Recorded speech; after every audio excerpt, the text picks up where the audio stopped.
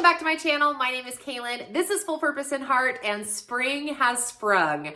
I'm very excited that we are finally pulling ourselves out of winter. If you live in a season state where you get all the seasons or two of the seasons, we are definitely grateful to be coming out of winter here on our side of the mountain. And in doing so, I've been kind of refreshing and reassessing some of our habits, some of our schedules, some of our routines that we're doing in our classroom. And I decided that I was going to share with you what I've recognized and what I'm doing to kind of refresh some of our homeschool routines, especially as we're coming out of winter. I feel like sometimes I'm falling into some mistakes, some ruts, some things that aren't serving me. And I'm trying to put a spin on that to make sure that I'm adding things into our schedule, into our routine that's going to be good and fresh and keep homeschool fun. So that's what I want to talk about today, are just some common mistakes that happen as we move into the end of the school year here at this fourth quarter, this spring season, and then kind of some tips of how we can flip that around and make it a more positive, good end of our school year. So if you're coming around the corner ready for school to finish, let's go ahead and get started.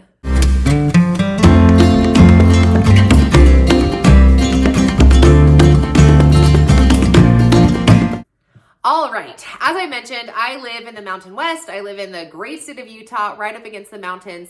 And we actually had a pretty mild winter this year, but having been a homeschooler now for many years, I noticed that as we begin to come out of winter, one of two things will happen. One, homeschoolers like myself will get into this finish line mentality where we're just trying to get to the finish line. We're just trying to finish the curriculum books that we had, or finish the unit studies that we started 6 months ago and haven't gotten to the end of, or finish whatever it is. We get this finish line mentality. And speaking of mistakes that homeschoolers fall into here in this fourth quarter, I think that would be probably the first one. Is we get in this mindset of I have to hurry, I have to push, we have to go. I've even made a calendar where it's okay, here's how many days I have left. I'm gonna have to do 2 lessons per day. And then on the weekends, we're gonna throw in a couple so that we can finish by this date and finish our school year. And I wanna send a warning, a red flag up that is not what we got into homeschooling for. It's certainly not why I started homeschooling. That is a public school mentality.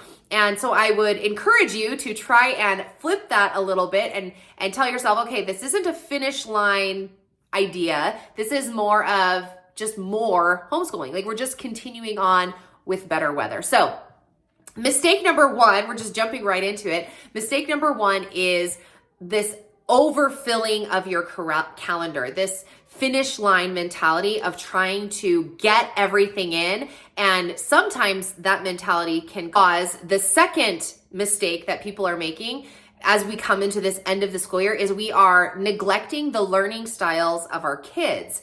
And we, again, kind of turn into a little bit of a public school mentality. I was a public school teacher. If you're new to my channel and you don't kind of know my story, I came from public school. I was raised in public school, and then I taught high school for 7 years. And so it's easy for us to fall into that mentality if that's what we were raised in, because we begin to think it's not about who you are or how you learn, but it's how much content can we get to. And even if you're like me and you don't teach to a test, my kids don't take any standardized tests or anything like that. So I'm not teaching to a specific criteria, but I can find myself teaching to a specific curriculum model and therefore forgetting how my kids choose to learn. For example, my kids are very artsy. My oldest son, who's in 6th grade, loves the art medium. And so learning that style, and I'm a product producing school, take that as it will. But if I keep giving my son the product of write this, read this, write this, he's not learning the way he likes to learn. And instead, we need to take a step back and choose, okay, well, how can we integrate for my son art to make this exciting for him? Maybe for your kid, it's science, or maybe it's outdoor physical activity is the best way that they learn. Fine motor skills or reading. Maybe they just are an avid reader and you want to give them more content to read. We need to remember how our kids learn. So those two warnings kind of go back to back or go hand in hand. One, if you get a finish line mentality that you're trying to cram more curriculum. And the second one is that you're forgetting how your kids learn. And so therefore you're pushing more of your agenda than you are pushing the learning. The last one is something that some people may not love, but I definitely believe in structure. I think that having a structured homeschool is going to help you be more successful and have more joy and full purpose in your homeschool adventure.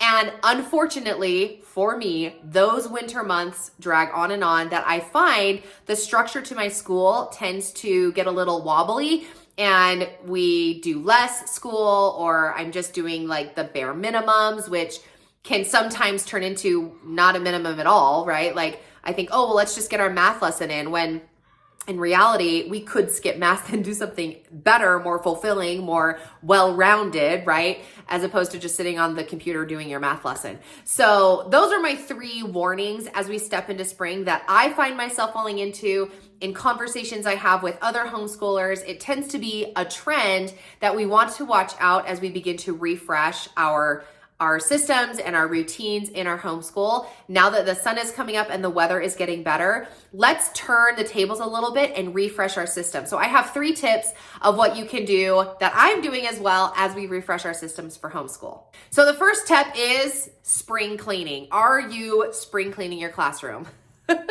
Because this mama needs to spring clean my classroom. In fact, the first and foremost place is my kids' drawers. Now, if you've done a tour of my room, which I never filmed a room tour video for this year, because I feel like it's pretty much exactly the same as last year. Let me do a voiceover. This is my child's delightful drawer system. Now, at the beginning of the school year, I did do a really great job of like organizing everything. Folks, this is untouched. I literally just decided, look, let me show you. This is what I mean when I suggest some spring cleaning in your classroom. Now, most of the time, I don't clean my classroom until the fall of the coming year so that we can start a new year off fresh. But when I was trying to like sit down and think about my goals and think about where I want our school year to be for spring and this 4th quarter, spring cleaning came to mind. And I was like, you know what? I need to go around all of my children's drawers, clean out the garbage, clean out the old workbooks that we're not doing anymore, because y'all know that you started a curriculum in September and you're not even touching it anymore. Am I right? Put those books away, donate them, or put them on a shelf for the upcoming year. Maybe you were overplanned, like, hello, that's the story of my life. And if I were to give you a tour of my full room, you would see that there are definitely some spots that could use some spring cleaning, and either donate or get rid of or put aside for another year. So that would be tip number 1 as you refresh your spring season, your 4th quarter, is to reorganize, declutter your classroom space. Tip number 2 is going to be to revamp your schedule. If you have been fantastic all year long, which if you have, that's great.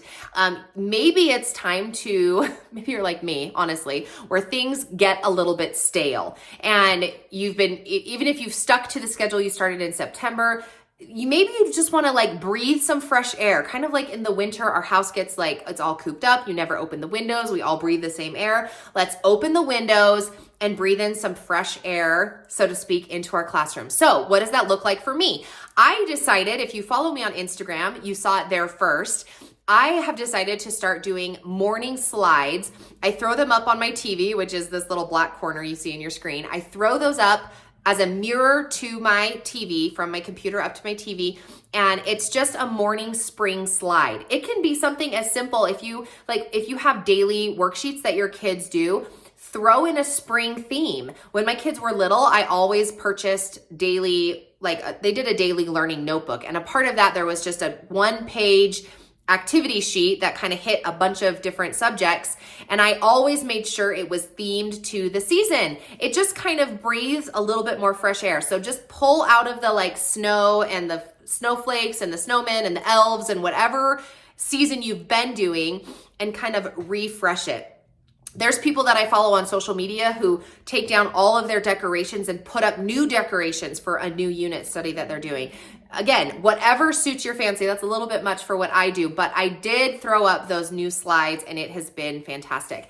Another goal that I have as we step into the spring season is a morning walk. To kind of revamp things, I'll throw up their slides, they'll do their morning work, and then the bottom task on their slide is to get your shoes on, so that when I am ready to start school, which is typically about 10 o'clock, that we'll just go on a walk quickly around the block and get some fresh air. So think of something that fits your family schedule, fits your life. Maybe you're going to take your read alouds outside, or you're going to whatever, right? There's lots of different options that you can do to just kind of breathe in some fresh life into your routine, doing something different. And even if that's like something as simple, like I mentioned, is putting some spring stickers on your kids' work pages or the cover of their workbook or something like that, breathe a little bit of life, move to a new location, anything like that, just to kind of refresh the space. The last tip that I have to give you is to refresh your curriculum. Maybe your curriculum is working fantastic for you, and that's wonderful. But for me, I find that, again, things get a little bit stale. So if there's a new way that I can kind of do the curriculum, then that's fantastic. For example, spelling. We have been doing spelling for a really long time, and it's been rocky. Have you been watching the videos since circa 2000? When did we start? 15? 14? Anyway, whatever it was, spelling has always been a hard spot for us. And I got this idea to do spelling crafts, and I didn't do it, and then I would do it, and then it was very, very sporadic. Well, this spring, and you saw it on Instagram first, this spring I've decided to revamp my routine. I now pre-cut out all of my kids' little papers for their spelling craft and have it all ready for them, so that on Monday when we do our spelling craft, they can do it. They A, don't spend a lot of time on it, and B, we for sure do it. And I was even asking my kids just this last week, I was like, is this something that you like to do? I asked my 6th grader, and I said, is this something you like to do, or is it busy work for you? Like, I'm not here just to get you to do something for the sake of doing it. And fortunately, my kids are very crafty. My son, I've mentioned, is very artsy. So it's a huge positive in our schoolroom. And you can kind of see, these are the ones that we just did last week. We did a vegetable garden.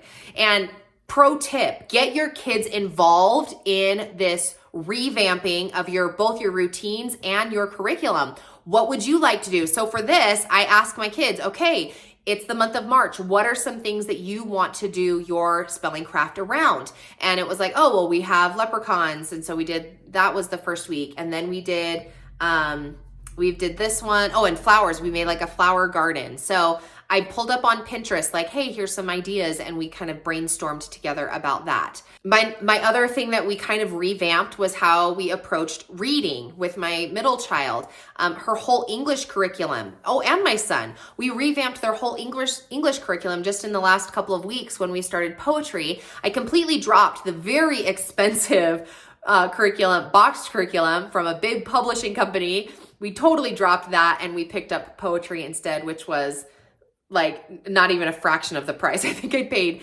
almost $300 for the boxed curriculum per child. And then this one, I spent like $35 total. So, obviously it doesn't matter how much money you spend on a particular curriculum. You may need to kind of turn the dice a little bit and do something different. Another example is that we've been doing history. We've done the Civil War. Again, you saw it on Instagram first, but I finished the Civil War. And then instead of jumping into the very next unit study, we did a whole unit study, I guess you could say, like a whole cross-curricular study using Magic Treehouse. And the Magic Treehouse books has a book called Civil War on Sunday. And I just built a whole like mini cross-curricular with English and history and science and math all in that. And that's what we did. And the weather was great. We sat outside and we did that whole unit. So switching up your curriculum can both make your days feel faster, feel more light, feel more approachable, because it's not just this routine of, again, going back to the 3 warnings, like we have to finish, we have so many, lessons left in our math curriculum, we've got to hurry and get this done, we have no routine, we're in the slump, and now it's not exciting anymore. Like you want to avoid those feelings, that mentality. Give your homeschool like a quick refresh so that you can feel better about it. So a quick overview, 3 warnings that you'll want to avoid, 3 mistakes, shall we call them, that you'll want to avoid is 1, having a finish line mentality, 2, neglecting what your kid's learning style is, sometimes in an effort to reach that finish line, And number 3, not having a schedule or just having a chaotic routine. You want to still have a scheduled school. Start at a specific time, go through a specific plan, if you will. You not necessarily like subject. I'm not saying you need to block schedule your school day, but you definitely need to have a routine and a plan moving into your school days. And then 3 tips as you refresh. The ones that I gave is 1, you're going to declutter your space, which can be overwhelming when we think of my homeschool space for sure. Then you are going to revamp your routines, bring in some fresh air, if you will, into your homeschool routines. And then the 3rd one is going to be to refresh or revamp your curriculum. That doesn't mean you have to put aside the curriculum that you are using. Maybe it's working fantastic for you. But again, something as simple as morning slides on your TV every day with cute little like animated flowers can bring some fresh air and some fresh life into your homeschool. I hope this was a helpful video. Give me a thumbs up if it was. Those are my thoughts and my ideas. Tell me in the comments, what do you think are some mistakes that moms make here at the 4th quarter of our school year? And then what are tips that you would give to a new mom or new homeschooler as we enter this last push before we enter our summer season? So let me know in the comments. I'd love to hear from you. If homeschooling is your jam, I invite you to subscribe to my channel and hit that notification bell to let you know when I post a new video so you don't ever miss some content.